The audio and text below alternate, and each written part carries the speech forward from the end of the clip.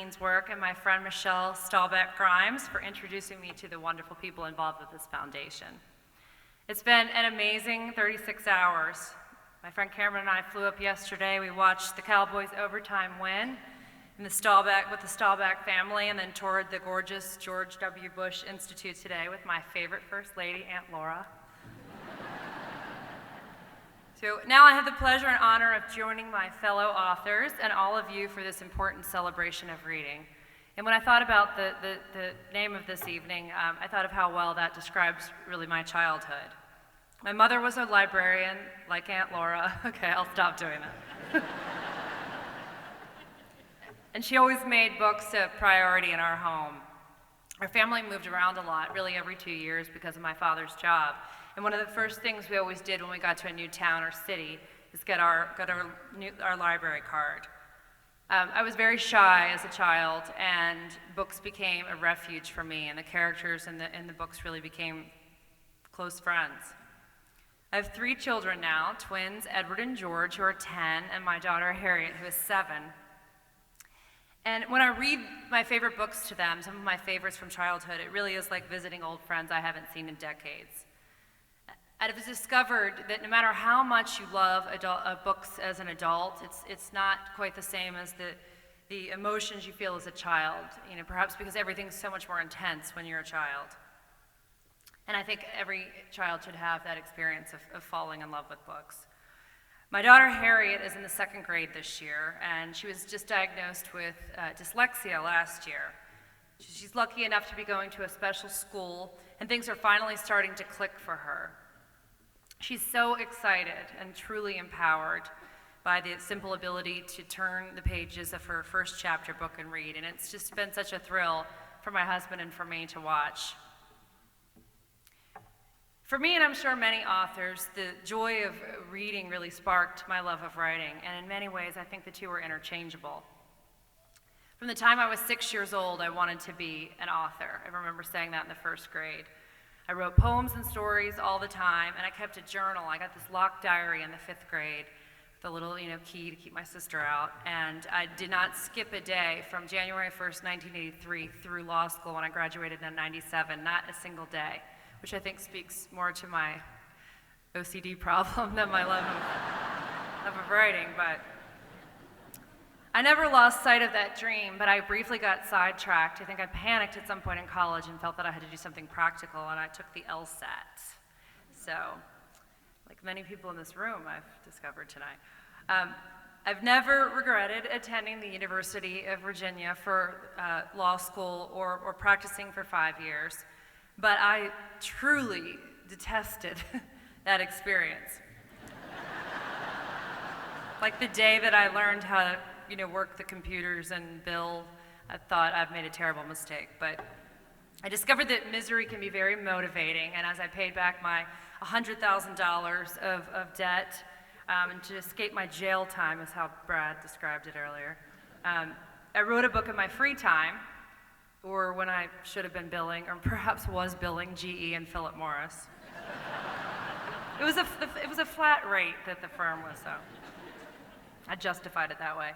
But I was able to get an agent, and it was very exciting. I was told that getting an agent can be the most difficult thing, and it was very hopeful, and then the rejection letters rolled in one after the other until I hadn't heard from the last submission from my first agent, and kept trying to follow up with her. If we heard the status, I realized it's not good news, but I would really like closure. And she finally wrote back, yes, they all rejected it. And she didn't even put a period at the end of the sentence. It's like, I don't even get a punctuation mark.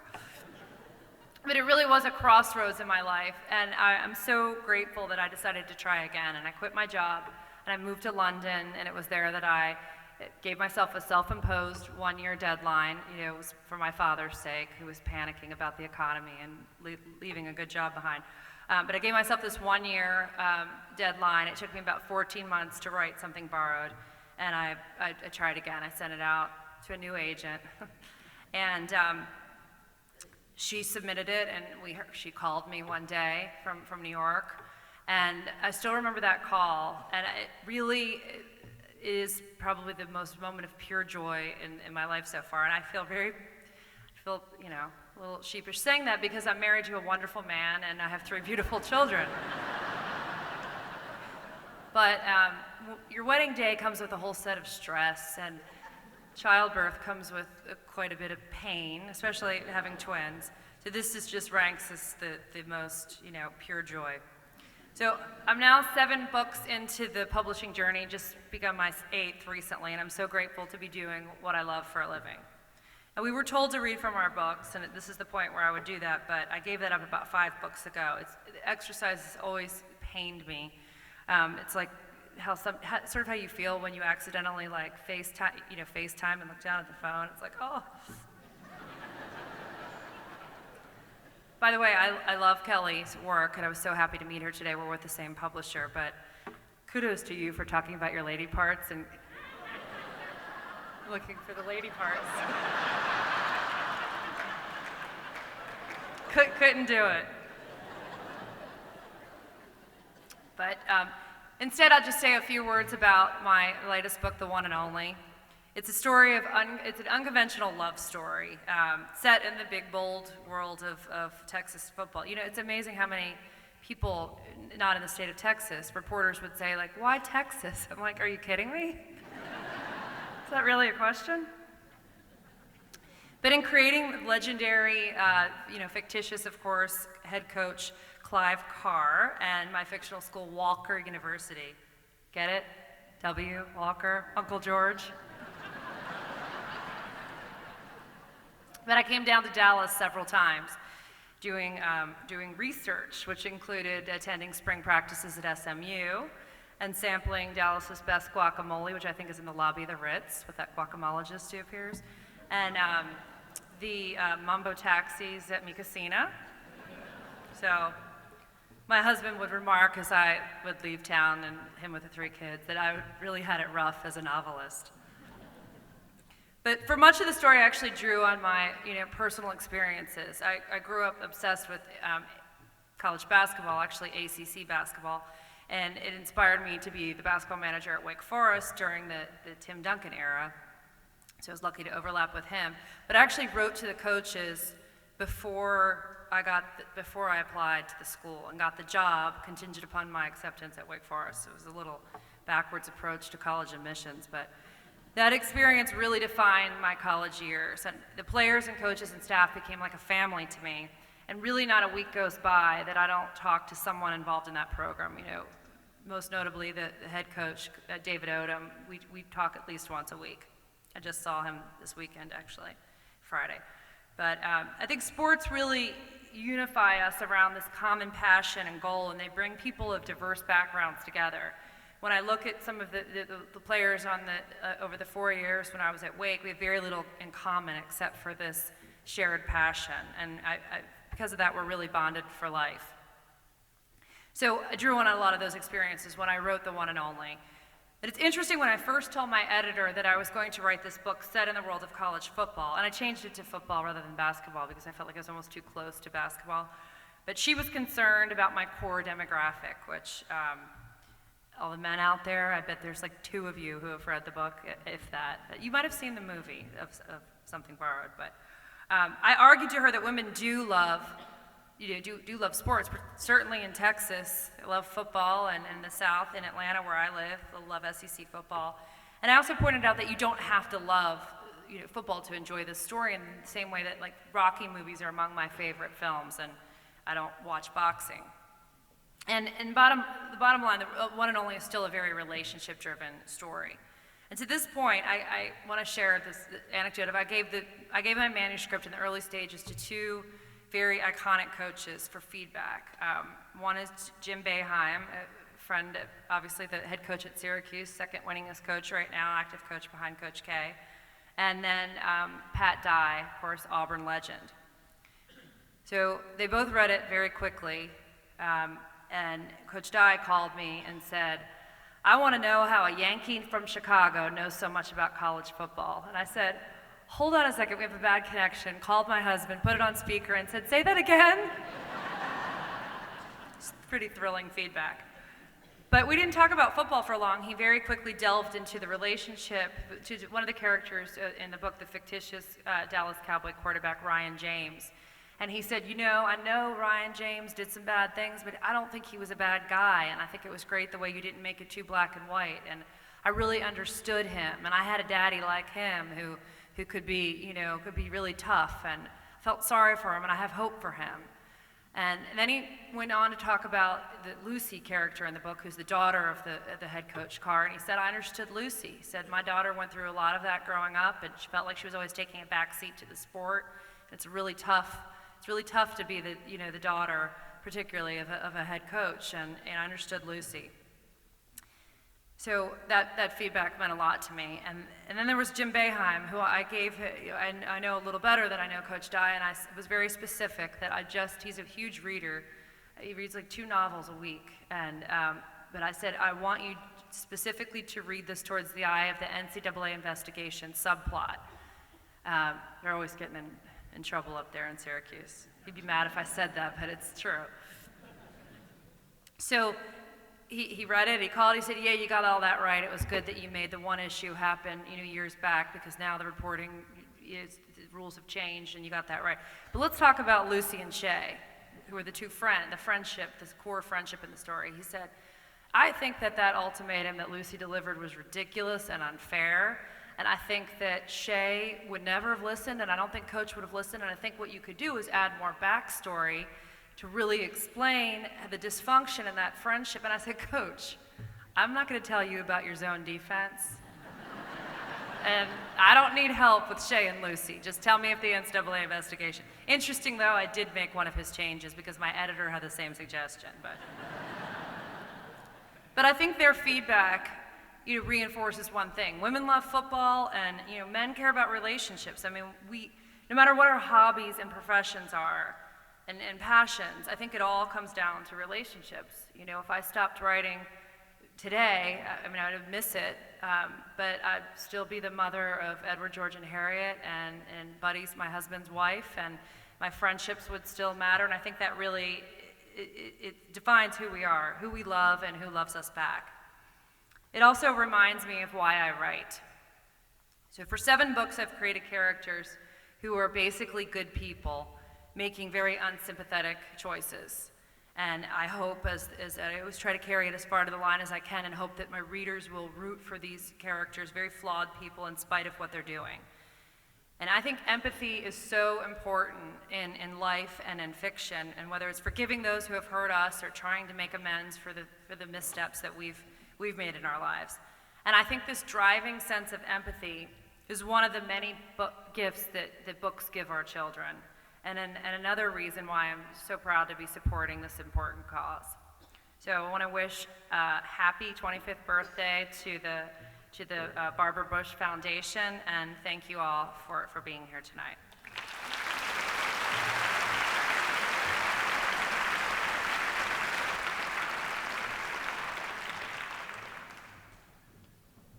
Thank you, Emily. Gary Haugen is an admired international humanitarian who founded International Justice Mission in 1997 to protect the world's most vulnerable people from violence. In his most recent book, The Locust Effect, Gary describes the growth of violence as a plague of locusts spreading across the world. Gary knows firsthand how hard it is to stop tyranny from his experience at the U.S. Department of Justice prosecuting ruthless perpetrators during the Rwanda genocide. He continues to work with local law enforcement officials, police, and judges to change systems that allow ongoing violence. Gary, as Texans, we thank you for what you're doing to help those in desperate need across the world and in our country. So please help me in welcoming Gary Haugen.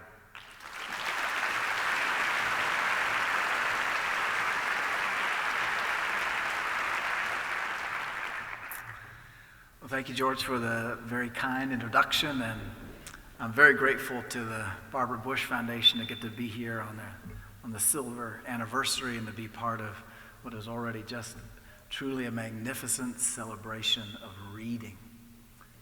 Historically, one of the most powerful things that reading is able to do is to transport us to places in the world to see massive and urgent needs, but not to just leave us there into despair, but actually then point to a path of hope and to a better future.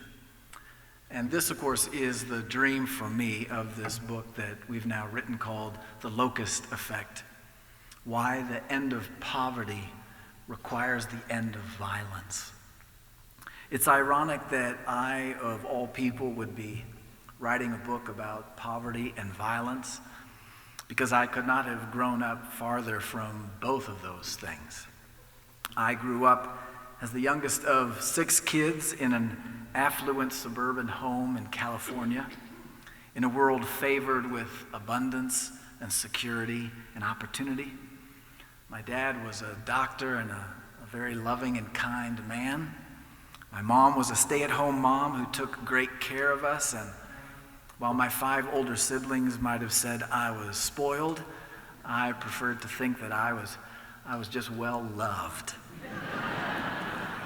I was privileged with a Harvard education and got a law degree from the University of Chicago, and then sought to try to make a difference in that legal profession by actually joining the U.S. Department of Justice under President George H.W. Bush and serving as a civil rights lawyer, focusing mainly on cases of police abuse and police corruption here in the United States. But in 1994, my life took a very different turn. In the summer of 1994, you might remember that there was this little country in Africa called Rwanda that was just engulfed in a genocide. And when it was all over, I was put on loan from the Department of Justice to the United Nations to actually lead the Rwandan genocide investigation. And this is where the introduction of my book begins. And I write this. I say, in those early days, my task was to help the UN's Commission of Experts make a gross accounting of what had taken place and to begin to gather the evidence against the leaders of the genocide. With hundreds of thousands of murderers, where were we supposed to start? We ended up starting in Ntarama, a small town south of Kigali, in a small church compound where all the bodies remained just as their killers had left them, strewn wall to wall in a knee-high mass of corpses, rotting clothes, and desperate personal effects of very poor people who were trying to survive a siege. But they did not survive. And what eventually emerged for me and changed me was a point of simple clarity about the nature of violence and the poor. What was so clear to me was the way that these very impoverished Rwandans, at their point of most desperate need, huddled against those advancing machetes in that church, did not need someone to bring them a sermon or food or doctors or a teacher or a microloan. They needed someone to restrain the hand with the machete, and nothing else would do. None of the other things that people of goodwill had sought to share with these impoverished Rwandans over the years was going to matter if those good people could not stop the machetes from hacking them to death. Moreover, none of those good things, the food, the medicine, the education, the shelter, the fresh water, the microloans, was going to stop the hacking machetes. The locus of predatory violence had descended, and they would lay waste to all that the vulnerable poor had otherwise struggled to scrape together to secure their lives. So in my introduction to the book there, I'm trying to reflect a bit on my experience in Rwanda and the way it brought me face to face with a massive problem in our world, and that's the problem of violence against the poor. And so after coming back from that experience, I sought to try to do something about it. I left my job at the U.S. Department of Justice and started something called the International Justice Mission out of the guest room of our little townhouse in Washington, D.C. The idea was simple: to provide direct service to very poor victims of the most violent abuse in the world's poorest communities, people who are too poor to pay for anyone else to help them. And this was the original global headquarters of International Justice Mission. where likewise we were bringing into the world twin girls and then 2 boys swiftly thereafter. And now, almost 20 years later, IJM supports the world's largest team of local advocates, of investigators and social workers and lawyers, who in the developing world protect their own neighbors, their poorest neighbors, from violence in about 20 different offices around the globe. And now in our book, The Locust Effect, we try to share something of what it is that we've learned. And what we've discovered is that the brokenness of justice systems in the developing world has unleashed an epidemic of everyday violence against the poor. Indeed, studies now show that 4 billion people in the world live outside the protection of law. What does that mean, to live outside the protection of law? It means that billions of the world's poorest people live in a chronic vulnerability to violence because they have no justice system to defend them. They face a hidden epidemic, especially of violence against girls, of families being taken into modern-day slavery, of widows and orphans being thrown off their land, and of futures destroyed by marauding gangs of police. For a young girl like Laura, for example, who's living in a slum in Kenya, it means being assaulted by 3 different men on 3 different occasions in her neighborhood before she's even 11 years old. But fortunately, this is where we get to tell a different story. In our book, we share a story of what it looks like for us now to be in Laura's neighborhood and actually fight for her. IJM has been able to bring all 3 of Laura's assailants to justice, and that is the local Kenyan IJM team. And they're working with local authorities to make her whole community safe. And now Laura is able to thrive in safety, and she enjoys the childhood that she deserves. Indeed, what the Locust Effect demonstrates is that we can give all manner of goods and services to the poor, but if we don't restrain the bullies from taking it all away, we won't have very much to show for all of our efforts. This is why our book is called The Locust Effect, because of the way violence swoops into the poorest communities and has the power to destroy everything in its path. For example, as you may know, studies are now showing that perhaps the most powerful thing we can do to fight poverty is to provide for girls' education. But what studies are also now showing is that the primary reason that girls are not attending schools in the developing world is because of violence. Thankfully, our book tries not only to expose the problem, but also, again, point to a path of hope. And we demonstrate that it's actually possible now in our world to take broken and totally corrupt justice systems in very poor communities and actually turn them into a force for good. For example, we tell the story of a mega city in the Philippines called Cebu that had a massive problem of child sex trafficking. But thanks to help from the Gates Foundation, our very local IJM team in the Philippines there was able to work with the local authorities to train special units of police to attack the problem. We helped them actually find the traffickers, to rescue hundreds of children, and to make sure that they had safe places where they could be restored to safety and to strength. Our IJM team and local authorities also sent scores of traffickers to jail, where specially trained prosecutors and courts were able then to bring them to justice. Now, the goal of this whole project was to try to see if outside auditors could measure from all these activities a 20% reduction in the victimization of children in the commercial sex trade. But 4 short years later, outside auditors found it had been reduced by nearly 80%.